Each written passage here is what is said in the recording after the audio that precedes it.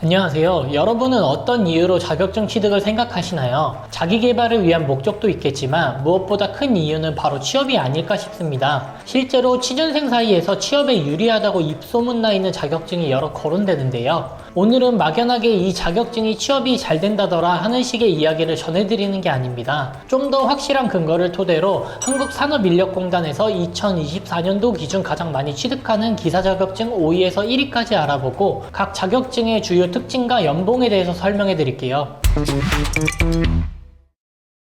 소방설비기사는 고용노동부의 구인공고에서 인기 자격증 탑3에 포함되어 있어서 취업에 있어 큰 가치를 지니고 있습니다. 기술직 공무원 채용 시 3%에서 5%의 가산점을 받을 수 있고 공공기관 또는 공기업 취업 시 한국전력기술에서는 최대 10점의 가산점을 받을 수 있어 취업에 있어 경쟁력을 높일 수 있는 자격증입니다. 소방안전관리사는 2014년도 101만 명에서 2024년도 108만 명까지 늘어났고 앞으로도 지속적으로 증가할 것으로 보입니다. 소방 설비기사 연봉은 평균 3천만원에서 4천만원 정도이고 경쟁력에 따라 연봉 7천만원까지 받을 수 있습니다. 소방공사, 대한주택공사, 전기공사 등 정부 투자기관, 각종 건설회사, 소방 전문업체 및 학계연구소 등으로 진출할 수 있기 때문에 탑 5위에 선정됐습니다.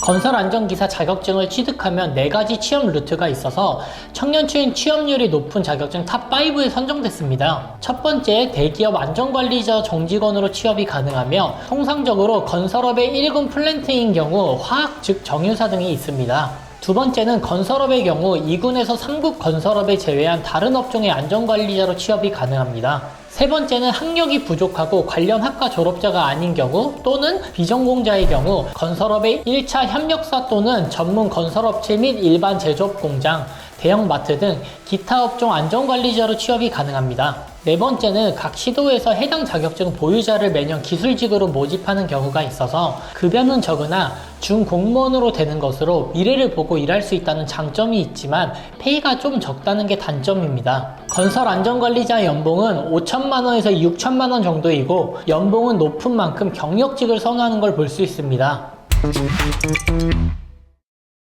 전기기사 수요는 끊임없이 증가하고 있으며 전기 분야는 앞으로 절대 없어지지 않을 영역이기 때문에 노후 대비를 위한 가장 확실한 자격증으로 나이에 상관없이 취업이 가능합니다. 노후를 준비하는 50대가 선호하는 국가기술 자격증 5위에 선정되었고 아파트나 오피스텔, 전기과장 등 시설 분야에서도 유리하기 때문에 정년 퇴직 후에도 안정적인 월급을 받을 수 있습니다. 전기기사 자격증은 최대한 빨리 딸수록 유리한 자격증인데요. 특수 분야이기 때문에 경력에 따라 경쟁력 차이가 많이 나고 전기안전관리법에 따라 전기 설비의 시공 및 운영에는 관련 자격증 소지자를 반드시 고용해야 되기 때문에 전기안전관리자로 모든 전기 설비의 공사, 유지 및 운용하려면 전기기사 자격증 취득 후 2년의 경력이 필요합니다. 2023년도 기준 필기 합격률은 22.2%, 실기 합격률은 37.1%로 비교적 난이도가 어려운 자격증입니다. 2025년도 기준 필기시험 시간이 150분에서 100분으로 줄어들었기 때문에 한 문제당 1분꼴로 시험 문제를 풀어야 돼서 합격률이 더 낮아질 것으로 보입니다. 전기기사 연봉은 평균 3천만원에서 4천만원 정도이고 한국전력공사를 비롯한 전기기기 제조업체, 전기공사업체, 전기설계 전문업체, 전기기기 설비업체, 전기안전관리 대행업체, 환경시설 등에 취업할 수 있습니다. 정보 처리기사는 매년 10만 명 이상 응시하는 자격증입니다. 2019년도부터 꾸준히 1, 2위를 기록하고 있고 청년층이 선호하는 국가기술 자격증에서도 1위로 뽑혔습니다. 한마디로 인기가 엄청나게 많다는 건데요. 이렇게 인기가 많은 이유는 취업에 굉장히 유리한 자격증입니다. IT 분야 취업 희망자라면 반드시 취득을 해야 한다고 하는데요. IT 산업이 성장하면 개발자와 같은 전문 인력에 대한 수요가 증가하고 그에 대한 대우가 좋아지고 있습니다. 취업을 하게 되면 공공기관에 발주하는 사업체에 참여도 가능하고 정부 사업, 공기업 관련 프로젝트는 입찰할 때 업체 직원 중 몇 명이 국가기술 자격증을 보유하고 있는지 확인도 합니다. 자격증이 없으면 프로젝트에 참여할 수 없는 등의 제한이 있어서 IS 업체는 자격증 소지자를 우대할 수밖에 없습니다. 기사 자격증 취득 이후 실무 경력을 4년 쌓아 정보관리 기술사 자격증을 취득하며 추후 기술사나 감리원 쪽으로 진출이 가능해서 노후 대비에도 좋습니다. IT 분야뿐만 아니라 정부기관, 언론기관, 금융기관 등 컴퓨터 시스템을 운용하는 모든 업체에서 활용이 가능하고 공무원 공기업 채용 시 최대 5%의 가산점을 받을 수 있습니다. 정보 처리기사 연봉은 경력이 없으면 3천만 원 정도이고 경력에 따라서 연봉을 5천만 원 이상 받는 걸로 보입니다.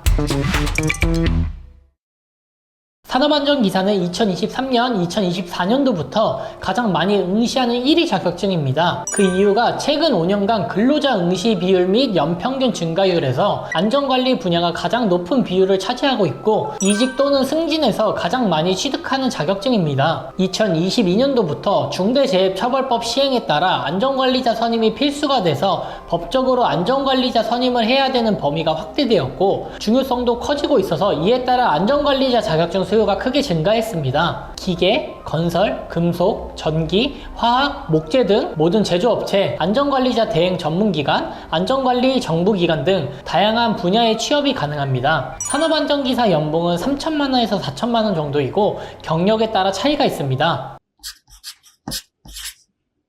2024년도 기준 가장 많이 응시한 기사 자격증 5위에서 1위까지 설명드렸는데요. 위에 설명드린 자격증에 관심이 있지만 경력이 안 되거나 관련 전공 졸업자가 아니라서 포기했던 학생들은 국가에서 운영하는 학점은행제라는 제도를 통해서 단기간에 기사 응시 자격을 만들어서 시험 응시가 가능합니다. 궁금하신 부분이나 질문이 있으신 분들은 편하게 상담 링크로 문의 주시면 개개인별로 원하는 시험 회차에 맞춰서 시험 볼 수 있게 안내 도와드릴게요. 유튜브를 통해 문의하시는 분들에게는 언제나 무료 상담해 드리고 있습니다. 오늘 영상은 여기까지입니다. 긴 영상 시청해 주셔서 감사합니다.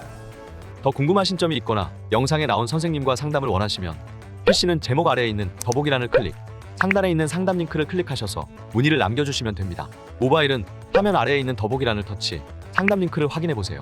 카카오톡 상담은 댓글에 있는 링크를 클릭하셔서 궁금하신 내용 남겨주시면 빠르게 답변 도와드리겠습니다.